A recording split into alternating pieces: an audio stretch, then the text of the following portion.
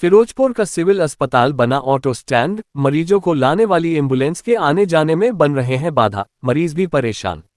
Auto का ज्यादातर जमावड़ा इमरजेंसी वार्डों के पास, समस्या गंभीर, अधिकारी नहीं दे रहे ध्यान।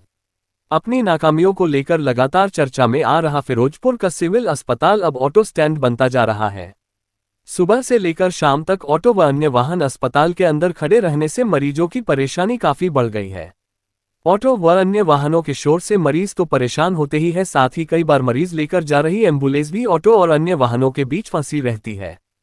खास बात यह भी है कि ऑटो का ज्यादातर जमावड़ा इमरजेंसी वार्डों के पास ही रहता है। हॉस्पिटल प्रबंधक है कि गंभीर बन चुकी समस्या पर ध्यान देने को तैयार नहीं है। यही नहीं, फिरोजपुर शहर के इस जिला अस्पताल में बढ़ती समस्याओं को जानने के लिए सिविल सर्जन भी कम ही संजीदा है। वे भी हॉस्पिटल में विजिट करना जरूरी नहीं समझते।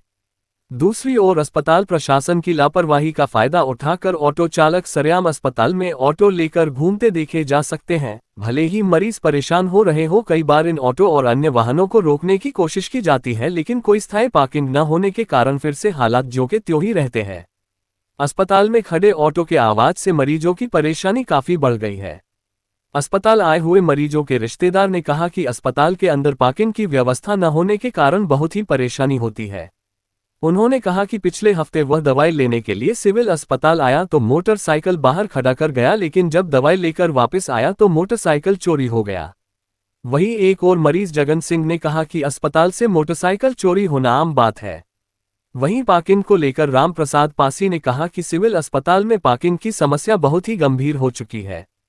पिछले कई माह से पार्किंग बंद नहीं है। अस्पताल में आने वाले मरीज इधर उधर अपने वाहन पार्क कर देते हैं, जिससे काफी परेशानी होती है। ऑटो सुबह से लेकर शाम तक अस्पताल में खड़े रहते हैं, जिससे जो मरीजों अस्पताल में दाखिल उन्हें तो परेशानी होती ही है, बल्कि उनके साथ साथ स्टाफ को भी काफी परेशानी होती है।